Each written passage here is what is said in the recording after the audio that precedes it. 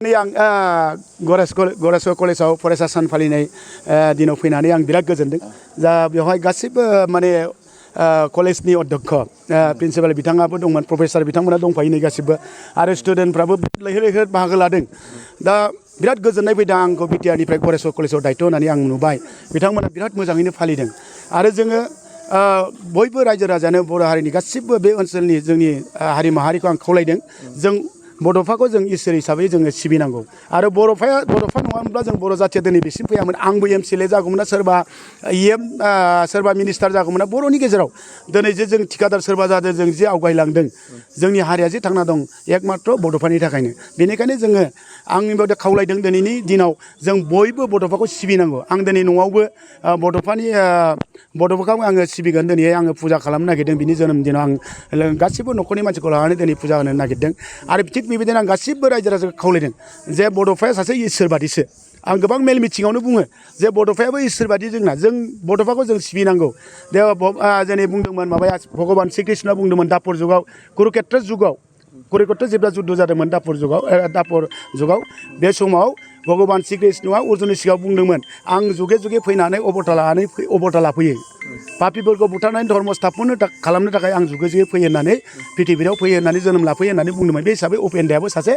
बेबायदिनो अबतार हिसाबै सानो दिनै उपेन्दाया दिनैहाय जोनोम लायामोनब्ला जोंनि बर' हारिया बिसिम फैयामोन बेनिखायनो जों उपेन्दाखौ बयबो सिबिनांगौ आं बेखौ गासिबो रायजो राजाखौ खावलायनो दिनैनि दिनाव जों बयबो आलारि बाथि सावनानै जोङो सिबिबा मोजां जायो मानो होनबा भगबान श्री कृष्णआ बुंदोंमोन यदा यदा धर्मस्य ग्लानिर्भवति भारत अद्वैतानां धर्मसदारत्नं सृजाम्यहं परित्राणाय साधूनां विनाशाय दुष्कृतां धर्म संस्थापनाय सम्भवामि जुगे जुगे तारमाने भगवान श्री कृष्णआ बुंदोंमोन जितिया धर्म ग्लानि अधर्म प्रभाव जायो आं आत्मदेह सृष्टि करूं पापिफोरक नाश करि धर्म स्थापन करिब काने जुगे जुगे अबतार होनदोंमोन थिग हिसाबै जोंनि बड'फायाबो बे हिसाबै जोनोम लानानै जोंनि बर' हारिखौ बासायफैदों ओंखायनो जोङो बड'फाखौ जोङो सासे इसोर बादि जों सिबिनांगौ आरो हिसाबै दिनै जे जोंनि बिटिआरनि चिफ प्रमद बर'न सारनि प्रसेसतायाव आबसुनि दैदेननायाव दिनै आसाम सरकारनि मुख्यमन्त्रि हेमन्त बिश्व शर्माया दिनै जोंनि बर' जाथिनि उपेन ब्रह्मखौ दिनै फरायसा सान हिसाबै स्वीकृति होबाय बेखौ आङो बिराद रोजा रोजा आसामनि गिबि मुख्यमन्त्रि जोंनि बे हेमन्त बिश्व शर्मा सारखौ आङो जुगे जुगे जों बर' हारिया गोसोखांबाय थागोन बेखौ आङो बिथांनो खोथा होदों बयबो बर' हारियानो फुरथि जानांगोन आरो गोजोननायबो बयबो मोनदों माने जोंनि बड'फा बर'नि बिफा बेखौ जों बयबो बर'नि बिफा हिसाबै मानिबोयो आरो दिनै बर' जाथिया बेसिम फैबाय गासिबो माने बड'फानि थाखायनो आरो बेखौ बड'फानि बे फरायसा साननि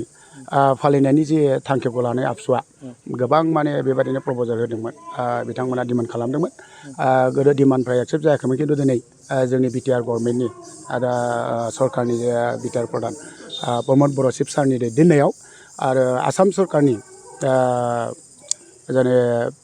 मुख्यमन्त्रि हेमन्त बिश्व शर्मानि जे आशीर्बादाव दिनै फरायसा सान हिसाबै स्वीकृति मोनबाय बे जोंनि थाखाय बर' जाथिनि थाखाय मोनसे बिराद माने जारिमिनारि मोनसे जाना थासिगोन आरो माने बड'फाखौ दिनै जों बयबो सिबियो आरो इयुन जेनेरेसना बिनिफ्राय गोबां मिथिनांगौ बाथ्राफोर दङ दिनै फरायसा सानाव दिनै बाहाय गोबां बड'सा कलेजाव जोंनो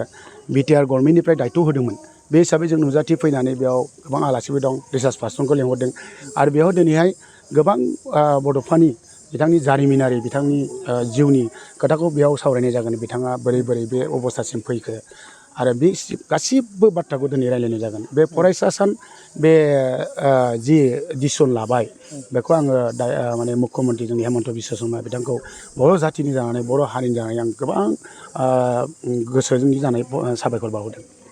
जिहेतु दिनै नोंथाङा नैबे फरायसालिमायाव जेरै बाहागोआव बे बिथिङाव मा बुङो दा बेयाव माने बिटिआर गभर्नमेन्टनिफ्राय जोंखौ दायित्व होदों आरो मोनफ्रोमबो कलेज आरो स्कुलाव बे फरायसा सानखौ फालिनो थाखाय बिटिआर गभर्नमेन्टनिफ्राय निर्देश होनायजों हिसाबै मोनफ्रोमबो कलेज आरो स्कुलफ्राव दिनैनिफ्राय गिबि खेब 67 जे दिनै सम जाबाय जोंना बड'फानि जोनोम साना बेखौ गिबि खेब हिसाबै फरायसा सान हिसाबै कलेज आरो स्कुलफ्राव फालिनो थाखाय निर्देश होदों थिग बेबादिनो जोंखौ माने मोनफ्रोमबो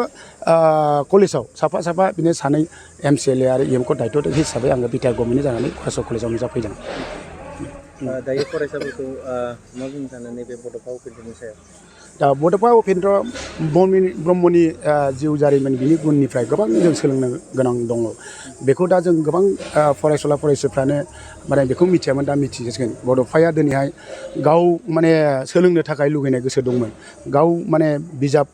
गैयाब्लाबो बियो माने फरायसालियाव थांनानै सोलोंनो थाखाय बे थांदोंमोन बिजाब बायनो हाया बियो थेवबो बियो माने गुबुन नि बिजाबजों फोरोंनाय बे गियानखौ लानो थांदोंमोन बेखौ सोलोंनो गोनां जा फरायसाफ्रा बिनि गुननिफ्राय लानो हासिगोन जे सोलोंनो लुगैनाय गोसो थायोबा मानसिया मा जानो हायो आरो बियो माने बिदि लेखा बायनो फैसा गैयामोन बिजाब बायनो बियो माने लाइब्रेरि बिदि लेखा फानग्रा बिजाब फानग्रा बिसोरनाव थांनानैबो फरायदोंमोन दा बिनिफ्राय गोबां सोलोंनांगौ दं दानि इयुन जोंनि फरायसुला फरायसा बेफोरखौ दिनै फरायसा साननि गेजेरजों गोबां जोंनि फरायसुला फरायसुला मिथिनो हासिगोन बे जोंनि थाखाय बिराद मोजां जागोन आरो